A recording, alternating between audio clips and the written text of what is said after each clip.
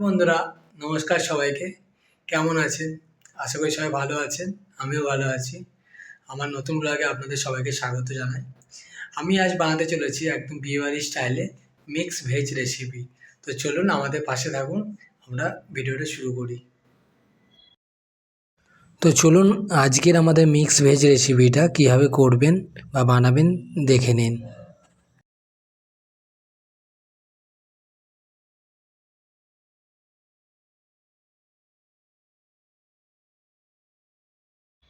তো mix veg recipe বানানোর জন্য প্রথমে আমি এখানে ভেজিটেবল নিয়ে নিয়েছি। এখানে বিনস, মটরশুঁটি, ফুলকপি, আলু, গাজর আর ক্যাপসিকাম নিয়ে নিয়েছি। তো চলুন আমি কড়াইটা বসিয়ে নিয়েছি। এর মধ্যে আমি দিয়ে দিচ্ছি 1 চা চামচ ঘি, আর তারই সাথে দিয়ে দিচ্ছি 3 চা চামচ সর্ষের তেল। তো আমি ঘি আর সর্ষের তেল কেন দিয়েছি একসঙ্গে আপনারা বুঝতে পারছেন, এটাকে আমরা ভেজিটেবলগুলোকে ফ্রাই করব। তো চলুন আমি ভেজিটেবলগুলোকে ফ্রাই করে নিই। ঘি আর তেল একসঙ্গে দিয়েছি একটা কারণেই, আমাদের এই স্বাদটা অনেকটা দ্বিগুণ বাড়িয়ে দেয়। তো আমি সব ভেজিটেবলগুলো একসঙ্গেই ফ্রাই করে নেব। আপনারা চাইলে আলাদা আলাদাও ফ্রাই করতে পারেন।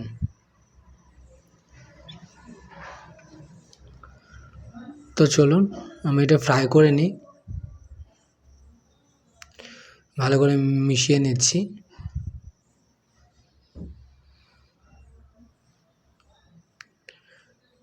তা আমি এটা এখন 10 মিনিট মতো ভালো করে ফ্রাই করে নেব। তার আগে দিয়ে দিচ্ছি 1 চা চামচ লবণ।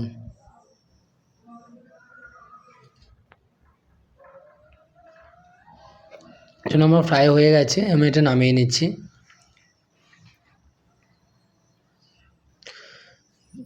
আমি নামিয়ে নিয়েছি। এখানে দিয়ে দিচ্ছি 1 চা চামচ সর্ষের তেল।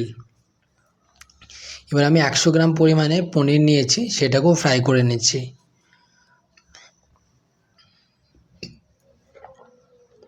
এটা আমি হালকা হালকা লাল লাল করে ভেজে নিয়েছি। চলুন তুলে নিই। আমি আবারও কড়াই চাপিয়ে দিয়েছি। আমি এখানে 2 চা চামচ সর্ষের তেল দিয়ে দিলাম, আর 3টে শুকনো লঙ্কা কুচিয়েছি আমি সেটা দিয়ে দিচ্ছি। এখানে 2 চা চামচ আদা পেস্ট, আর 2টো কাঁচা লঙ্কা চিড়ে আমি দিয়ে দিচ্ছি। তো আমি এটা ভালো করে কষিয়ে নিচ্ছি 2 থেকে 3 মিনিট মতো। তো এবারে এখানে আমি একটা বড় সাইজের টমেটো আমি পেস্ট করে নিয়েছি, 4 চা চামচ দিয়ে দিচ্ছি। তো এটা আমি ভালো করে কষিয়ে নেব, টমেটো থেকে কাঁচা গন্ধটা যতক্ষণ না যাবে। এরই মধ্যে দিয়ে দিচ্ছি সামান্য পরিমাণে কাশ্মীরি লঙ্কা গুঁড়ো। তো এটাকে আবার ভালো করে মিশিয়ে নিচ্ছি।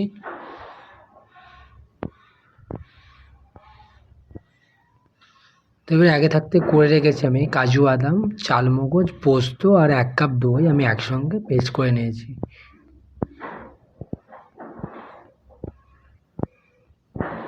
এটাকে আমি ভালো করে মিশিয়ে নিচ্ছি। এটা ভালো করে মিশিয়ে নেবেন, কারণ হচ্ছে যে কাজু বাদামটা আছে তো সেটা যেন লেগে যাওয়ার ভয় থাকে। তো এটাকে ভালো করে নাড়াতেই থাকবেন। তো আমি সামান্য পরিমাণে হলুদ গুঁড়ো দিয়ে দিলাম, আর সামান্য পরিমাণে 1 চা চামচ লবণ।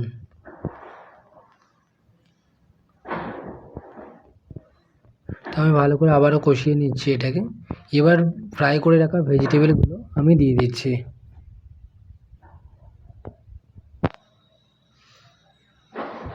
ভালো করে মিশিয়ে নিচ্ছি মশলার সঙ্গে।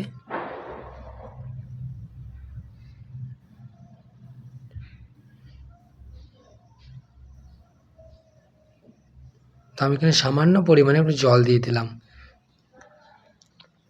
আর 1 চা চামচ চিনি।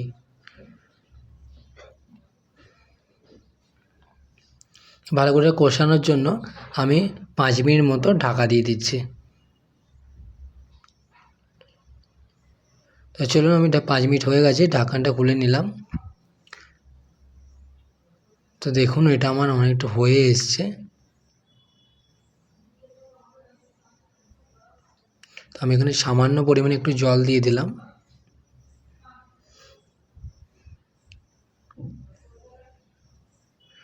তো এটাকে ভালো করে নাড়িয়ে নিচ্ছি। তো এই যে হালকা হালকা গ্রেভিটা আছে, তো আমি এর মধ্যে 1 চা চামচ ময়দা আমি গুলে দিয়ে দিচ্ছি। তার কারণ একটাই, যে এটা ঠান্ডা হয়ে যাওয়ার পর গ্রেভি থেকে নাহলে জল ছাড়বে, তার কারণে আমি 1 চা চামচ ময়দাটা ব্যবহার করলাম। তো চলুন, এটা আমার হয়ে এসছে। সবার শেষে আমি সামান্য পরিমাণে গরম মশলা গুঁড়ো দিয়ে দিয়েছি। একটু নাড়িয়ে নেব, ভালো করে মিশিয়ে নেওয়ার পর এটা আমি নামিয়ে নেব। তো চলুন আমার ভাই আজকে একবার টেস্ট করে দেখবে রান্নাটি কেমন হয়েছে।